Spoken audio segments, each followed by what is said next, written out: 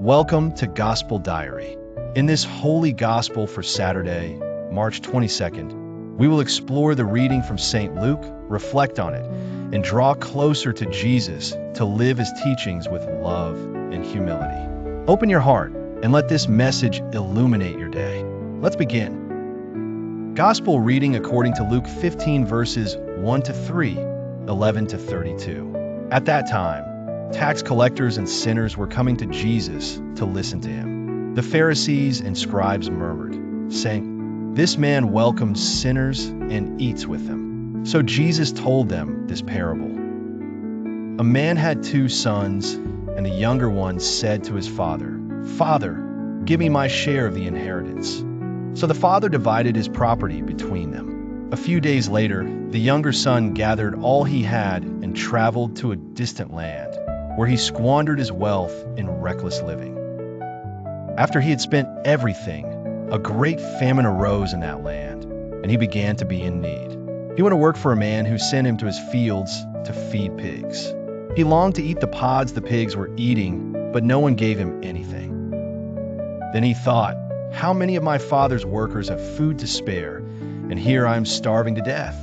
I will go back to my father and say, 'Father, I have sinned against heaven and against you. I am no longer worthy to be called your son. Take me as one of your workers.' So he got up and went to his father. While he was still far off, his father saw him and was filled with compassion.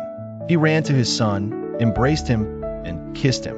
The son said, 'Father, I have sinned against heaven and against you. I am no longer worthy to be called your son.' But the father said to his servants, 'Quick, bring the best robe and put it on him. Put a ring on his finger and sandals on his feet. Bring the fattened calf and slaughter it. Let's have a feast and celebrate. For this son of mine was dead and is alive again. He was lost and is found.' And they began to celebrate. The older son was in the field, and as he approached the house, he heard music and dancing. He called one of the servants and asked what was happening. The servant replied, 'Your brother has returned, and your father has killed the fattened calf because he has him back safe and sound.' The older brother became angry and refused to go in. His father came out and pleaded with him, but he answered, 'Look, all these years I have served you and never disobeyed your commands. Yet you never gave me even a young goat to celebrate with my friends. But when this son of yours, who squandered your wealth with sinful living, returns, you killed a fattened calf for him.' The father replied, 'Son, you are always with me, and all that I have is yours. But we had to celebrate and rejoice because this brother of yours was dead and has come back to life. He was lost and is found.'" Reflection. The parable of the prodigal son reveals God's unconditional love. Like the father in the story, he gives us freedom even when we make poor choices. When we stray, his gaze follows us, waiting with patience. No matter how far we've gone, his love is always ready to welcome us with mercy.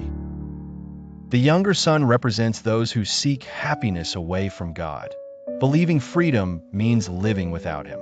He soon discovers that fleeting pleasures leave the soul empty. In his desperation, he remembers the abundance in his father's house.